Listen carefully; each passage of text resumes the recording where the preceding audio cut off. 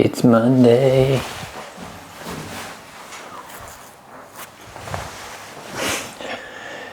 (2:30 p.m. Monday. Woke up. Last night I was feeling pretty... It was like turmoil. I woke up a couple of times. It was like my... It felt like my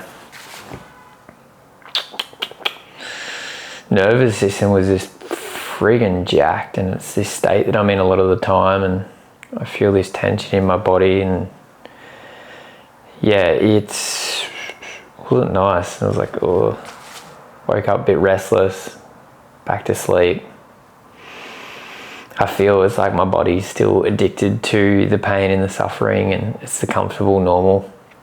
For me, I think there's frustration that comes with that, and it's like, why? How do I shift it and change it? Because I don't have to live in it. These emotions that we give these negative, I guess, context to a part of life, but it's like, how do we reshape that? What can I do to change within myself and my environment? I think not really my environment, but the internal message to create the best version of myself for my experience in life. Just reflecting in this moment, like the world and is full of endless possibilities, and there was certain decisions that I made over the course of Friday, Saturday, Sunday. The result that I received was phenomenal. I guess just I wanted to talk to that, and then the actual experience of what happened on Saturday, because it's pretty wild. And the last couple of vlogs have been pretty average in terms of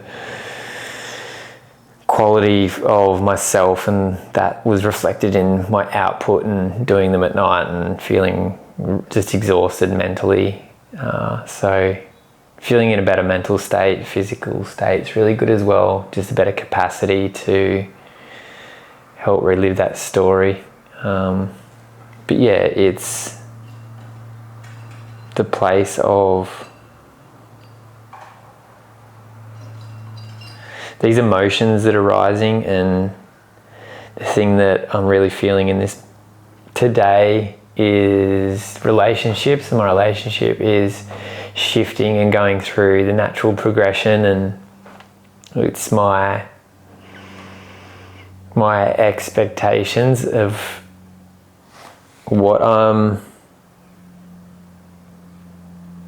there's a desired outcome that I want from my romantic relationship, and my expectation does not meet my reality, which is normal. And it's how do I... There's a level of acceptance of that, and you can't control people, and we're all on our own path. It's more about... Yeah, I think it's a balance of letting people do what letting people be, but also giving feedback on your experience to them. And yeah, in this moment, what's coming through is like, I speak of this, but then do I follow through on it? Am I actually doing that? Am I conveying me and how I feel in that moment?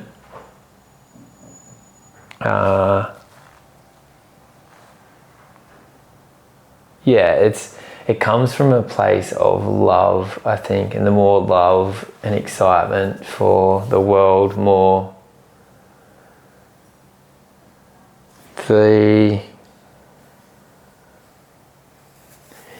more excitement there is for myself, there's more self-love, the less I rely on it, but I think it's those deepest, closest connections. There's a certain level of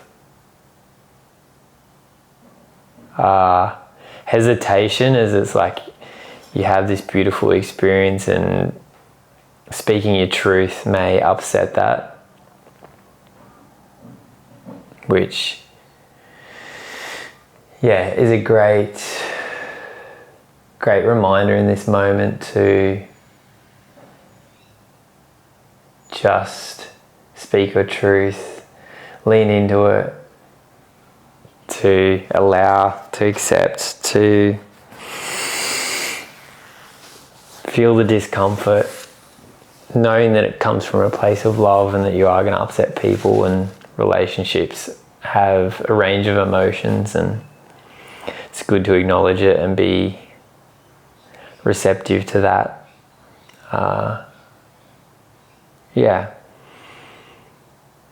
I love these vlogs because they are like a journal. They're like therapy for me. They're just highlighting what's going on in my mind. Often it's not glamorous what I speak to. It's just the reality of my brain, to be honest, and it's exposing what goes on inside, projecting that out to the camera and working on my communication to help give that message. And I really enjoyed the process so far. Some days are easier than others, but it's just continually turning up and doing the thing and sticking with it. I think it's powerful to see the result of all my hard work and how that's coming out, how it's coming through. Like I'm up to 124 days, I think, with the vlog, and it's seeing the metrics of that and the consistency and how it's paying off is like a really big, it's probably the biggest thing for me. It's like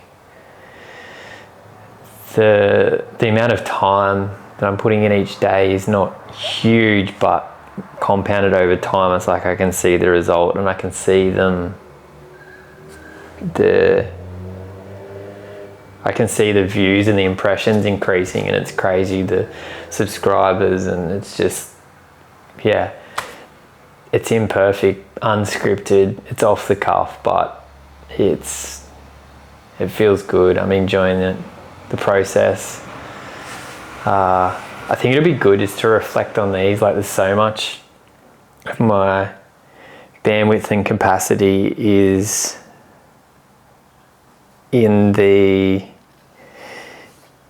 caught in the negativity of life, and for me, one of my biggest shifts is to change the internal dialogue and to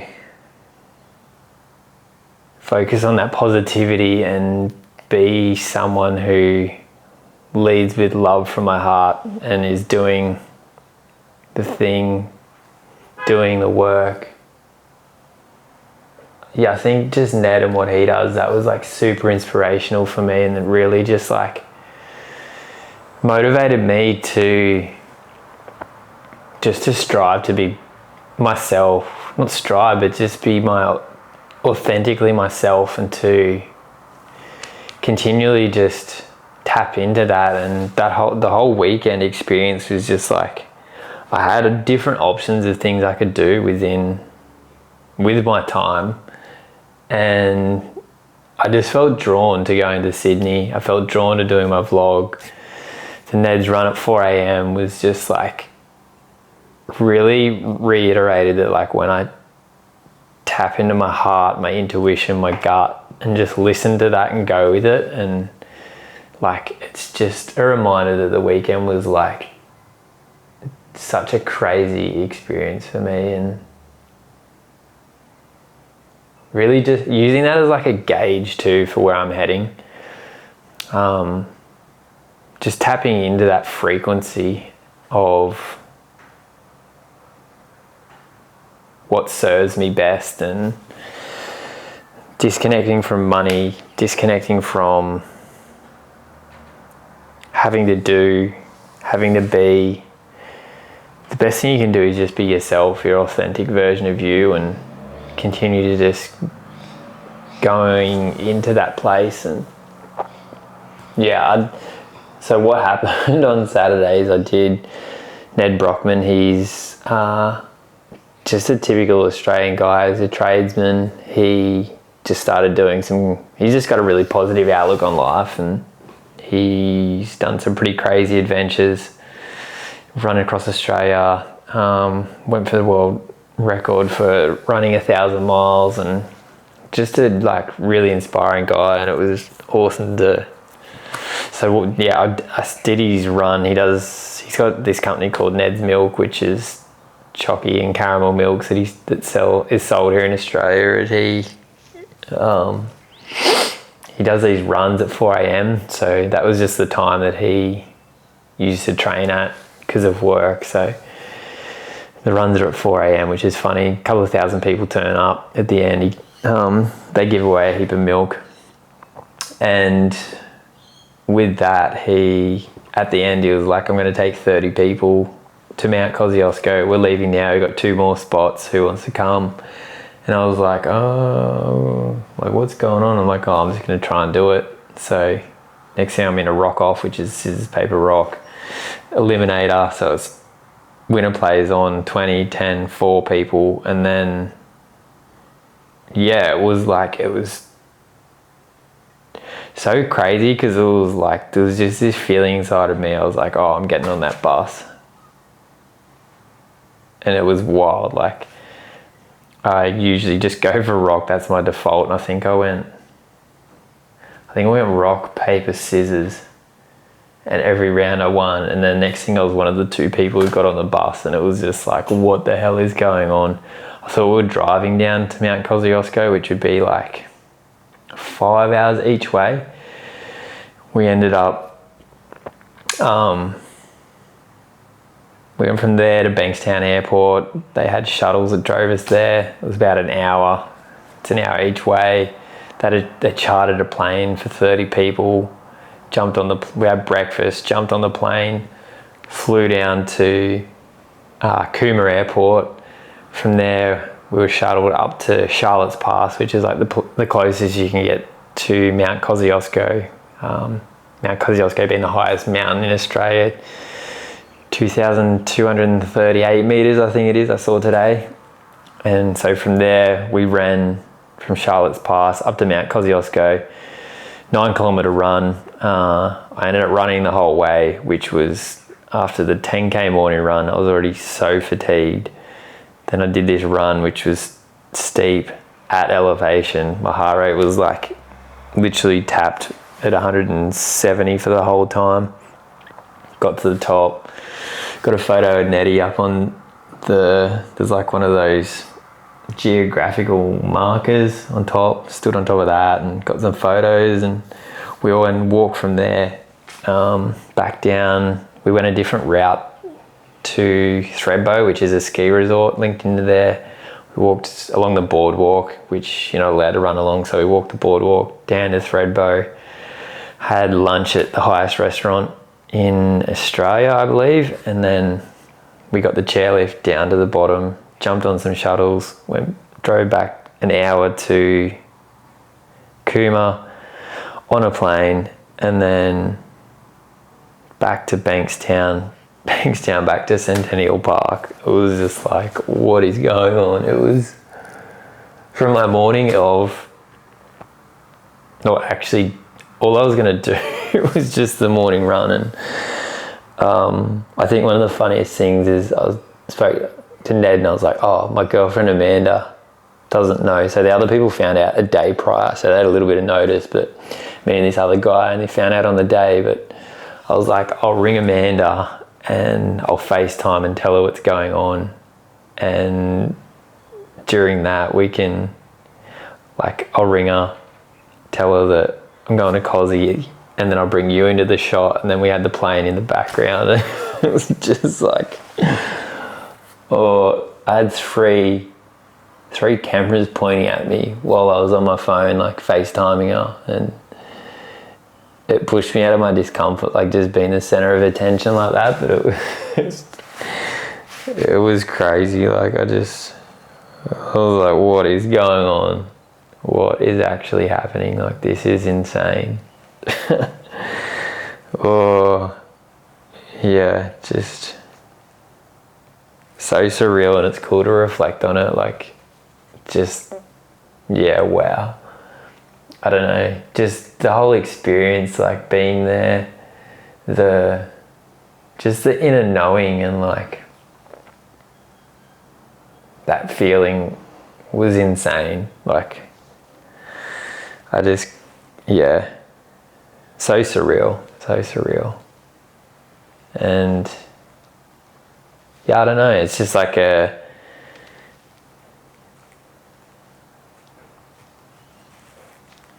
was a crazy experience, but there was part of me was just like, I'm not surprised, if that makes sense.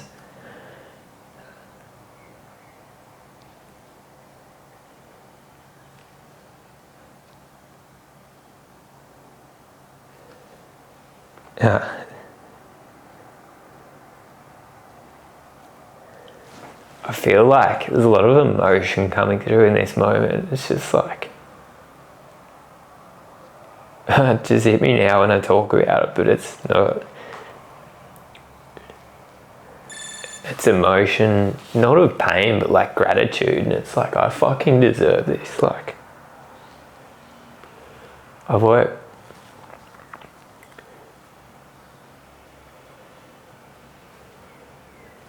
so hard to get to where I am, and it's all the shit I do when no one's watching. Like,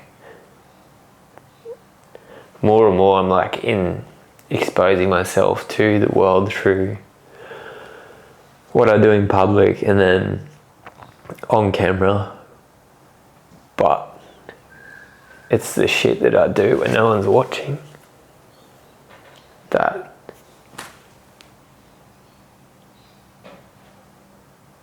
the universe just conspires it conspires in your favor to see you thrive. And yeah, there's so much like good shit that I do for myself and the world, and no one sees that. It's like, yeah, it's like, I fucking deserve this, like, in a good way. And it's like, I'm so grateful for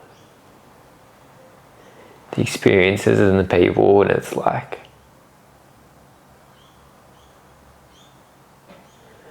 I know more of this will come, and it's like, I know I'm capable of massive things, and I just gotta keep dreaming big and following that.